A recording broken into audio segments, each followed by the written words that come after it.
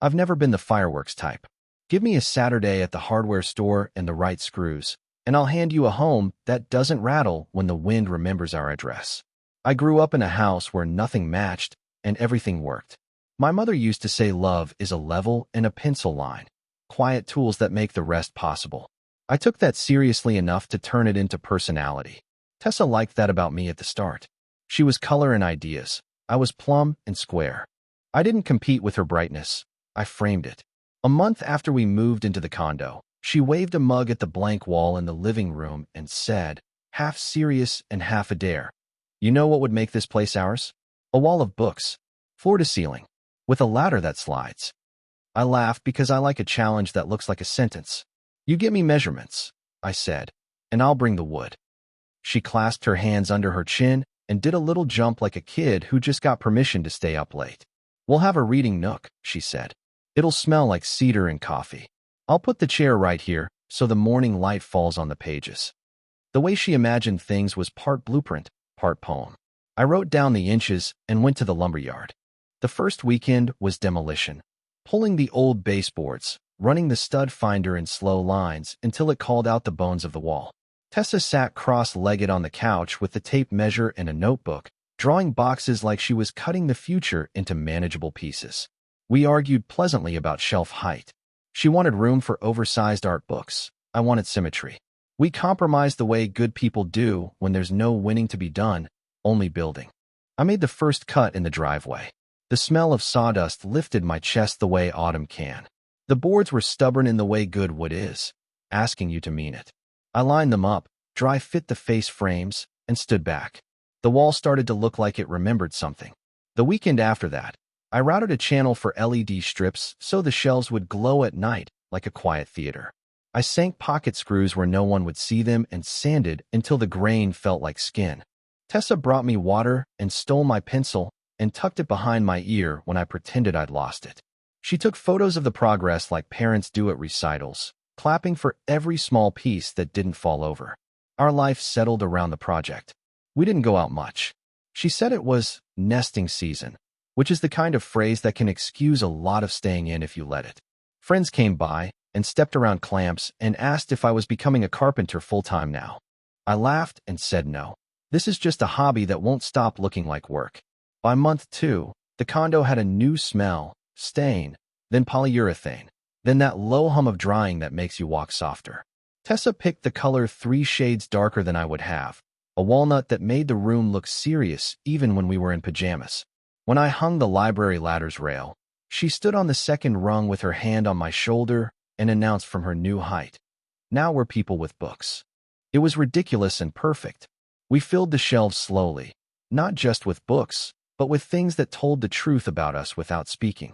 The seashells she carried home from a vacation that rained the whole time, but saved us anyway. The Polaroid from our first November that made us both look surprised to be caught happy. The heavy mug we stole from a diner because the waitress said she wouldn't miss it. I carved a tiny notch inside the bottom rail and tucked a coin there, a small superstition my father taught me. Leave a piece of luck where the house can find it. It wasn't all sawdust and laughter. Tessa's job got weird. Weird was her word. I heard late more than home and need to finish something more than let's cook. A new manager thought visibility meant meetings that ate whole nights. I didn't argue.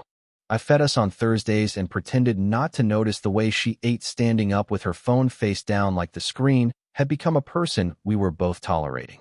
I chalked it up to life being life. When someone you love says they're drowning in emails, you hold the towel and don't ask the ocean to make a statement.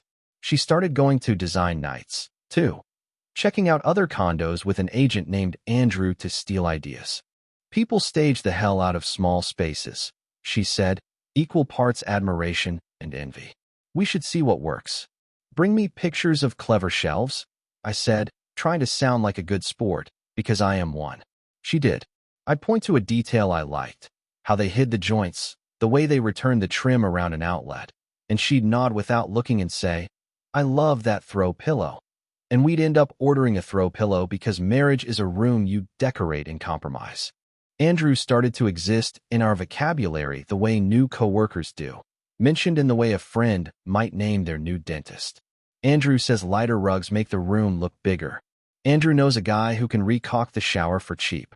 Andrew says accent walls are back, but only if they're brave. I said a lot. You can't be suspicious of a man because he has opinions about rugs. I took the name the way you take a business card you didn't ask for, polite, non-committal, filed under maybe useful. Halfway through finishing the shelves, Tessa floated the idea of cleaning up our finances. It was said over coffee on a Sunday like a proposal for pancakes. Let's try separate budgets for a while, she said. Yours, mine, and a house envelope. You cover utilities and groceries. I'll do internet and streaming. Big stuff we talk about. This will make us feel adult. We were adults, but I understood the itch. Structure calms a certain kind of mind.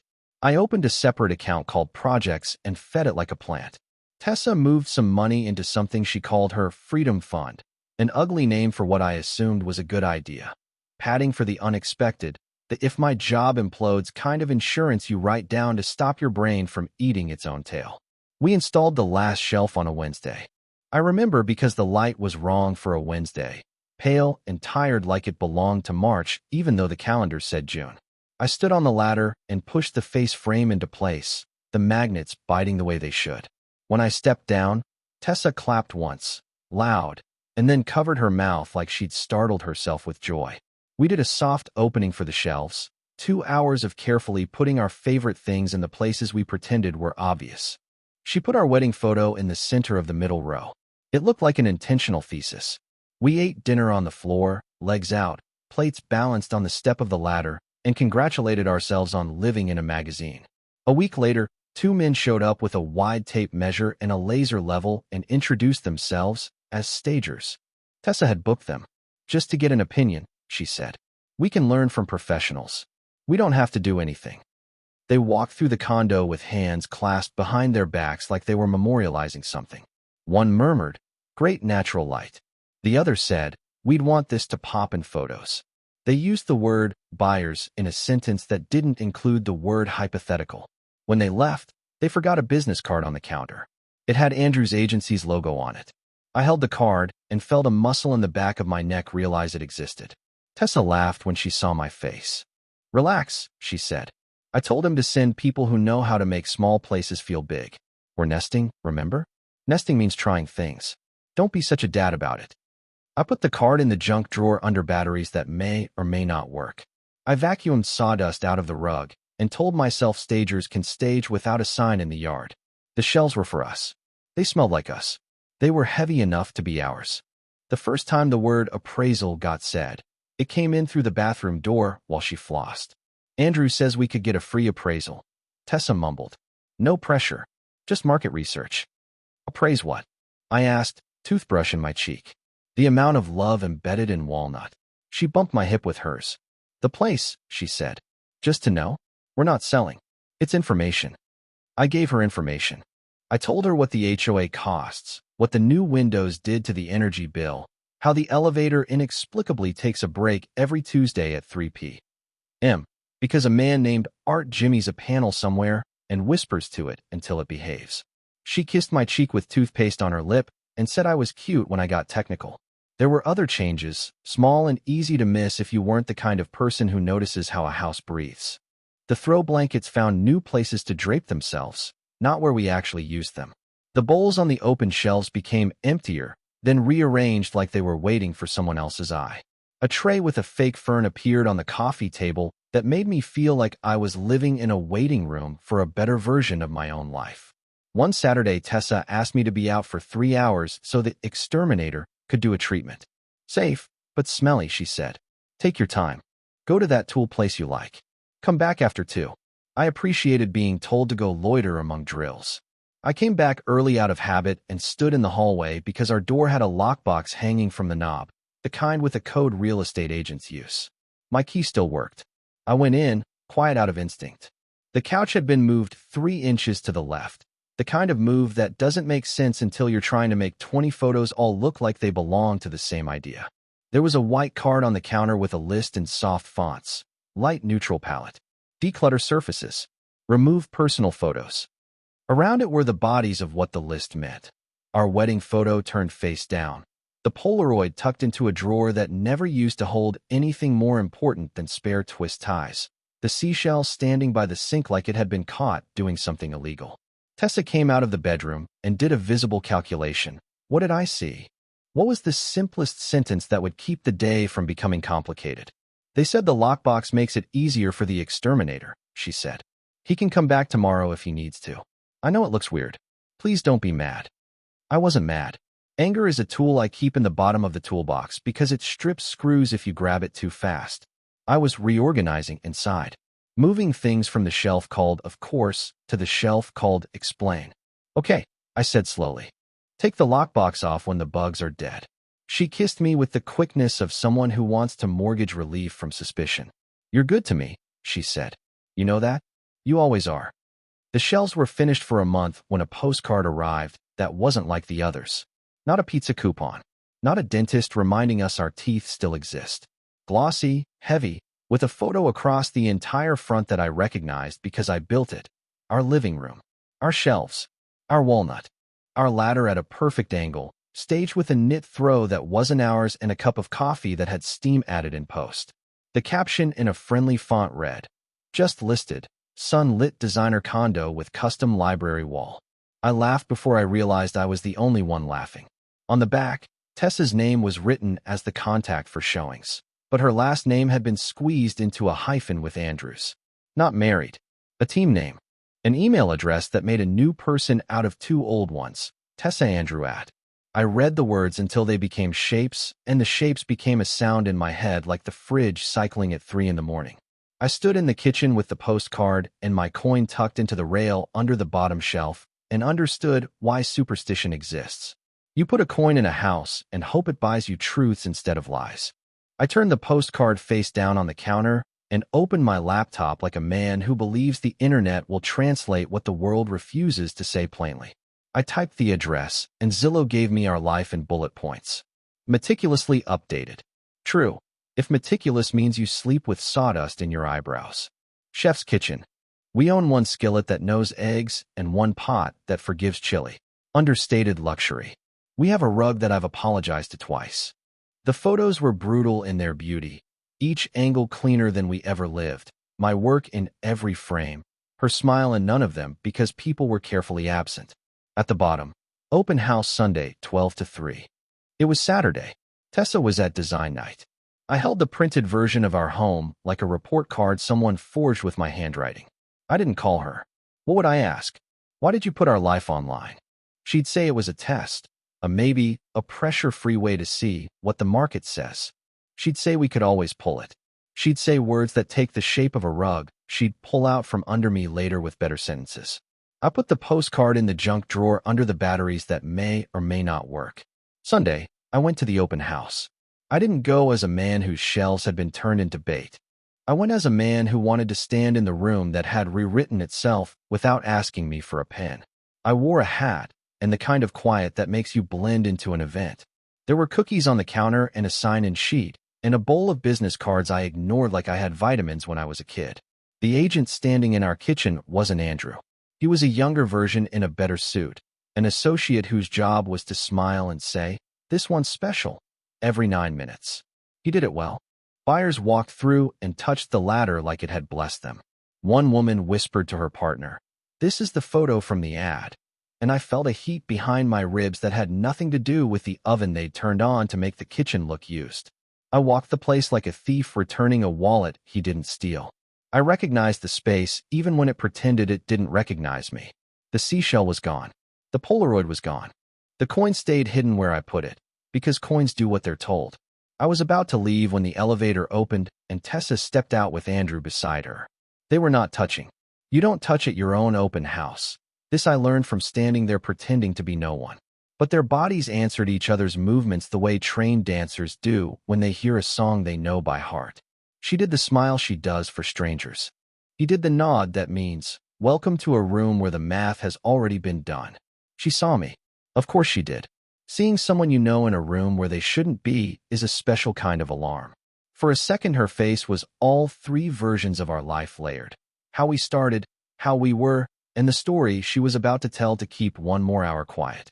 "Hi," she said brightly, to me and to not me. "Welcome in."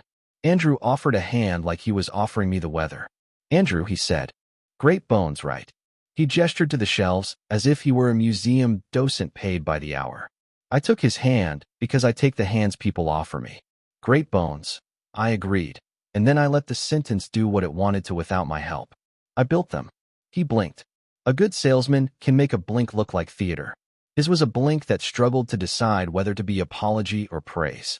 You did beautiful work, he said finally, landing on the safe stone. They really make the place. Tessa set a stack of feature sheets on the counter, aligning the corners with the precision of someone organizing guilt into manageable squares. Could we? She began, then stopped, then started again, lower. Could we talk in the bedroom? Just us? Bedrooms are for sleeping, I said softly, because it was a sentence that sounded like nothing and meant the opposite. Out here is fine. She glanced at the associate, who had begun to sense a weather pattern and pretended to straighten cookies. Andrew took 3 elegant steps away, the way a man does when he knows the difference between a fight and a conversation. It's not what you think, she said. The sentence arrived exactly on schedule, as if a train pulled into a station with no one on board. I think, I said, keeping my voice even as a shelf, that you took the thing I built for us and turned it into a picture you could sell. I think you added your name to a man's on a postcard like it was stylish. I think you put a lockbox on our door and told me it was for bugs. Her mouth twitched into a shape that might have been anger if it had stayed long enough to deserve the word. We talked about options, she said. We talked about being adults. This is information gathering. If we get a good offer, we make a decision. We're not locked in. Lockboxes, I said, are how you practice being locked in. A couple passed between us murmuring about HOA fees. The young agent said, "Let me know if you have questions," to them and meant it. "Please don't make a scene," Tessa said, and the sentence landed on me like a coat someone else forgot to take. "I don't do scenes," I said. "I do steps."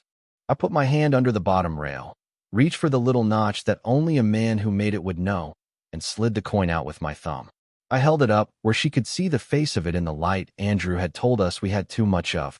"I put this here for luck," I said. "Turns out luck doesn't belong to rooms. It belongs to people who tell the truth." The coin was warm from the wood. I put it in my pocket where it clicked against my keys like something had been decided a long time ago. I didn't shout. I didn't knock anything over. I didn't explain to Andrew the difference between staging and stealing. I took a feature sheet because I wanted a piece of the lie to show to the part of me that still thinks people don't do the things they do. At the door, the young agent smiled on instinct. "Can I grab your email?" he asked. "We send out comps." "You already did," I said and left. At home. My home was now the part of my car that knew my weight and the glove box that held a warranty for something that had never broken. I drove to the storage unit and pulled open the metal door. The smell of other people's last chapters came at me like a respectful wind. I took out a suitcase and the slim box where I keep documents that mean institutions will talk to me. I drove back to the condo I no longer recognized as a noun and packed like a man who had practiced packing in his head while he sanded and stained. Tessa didn't come home while I did it. That made it easy and harder. I wrote a note because I wanted the last sentence I said in that room to be one I could live with. "Tess, you wanted a reading nook. I built you a library. You wanted options. You built a life where I'm a feature. I won't stand in a room and try to be furniture. I've paid my part through the end of the month. I'll send a forwarding address when I have one that isn't temporary. You and the man whose name fits neatly next to yours can sell what you like. Just don't sell my name with it. If a buyer asks who made the shelves, tell them a man who knows how to leave quietly. M." I left the note on the counter on top of the postcard with our living room on it, so the lies could stack neatly into something that looked like honesty. I took the coin, my tools, the book with my father's marginalia, my lamp, the pan that forgives eggs. I left the wedding photo where she'd hid it, face down. I don't turn pictures over for people who can still reach for them if they want to. I slept the first night on a friend's couch that doesn't complain, with my suitcase for a nightstand and my coin under it, because old habits still believe in small gods. In the morning, I went back online and made the calls you make when you decide to be a person who doesn't wait for someone else to tell him what he already knows. I took my name off the listing. I called the HOA. I called a lawyer who doesn't smile for a living. 2 days later, I got a text from an unknown number with a photo of the feature sheet. The caption said, "Your shelves sold in 3 days." Over asking. Congrats. I laughed in a way that didn't use my mouth. I blocked the number because I am finally choosing what gets to walk around in my head rent-free. A week after that, I rented a small place with uneven floors and windows that don't have to be convinced to open. I put my lamp on a box, and the pan in a cabinet, and the coin on the sill. I bought a chair that isn't for staging and sat in it with a book I haven't had time to read in months. There is a version of this story where I burn the place down with words, where I tell you every message, every alibi, the timeline in bullet points that proves what I already felt when I saw the lockbox. But that version requires fire I don't want to carry anymore.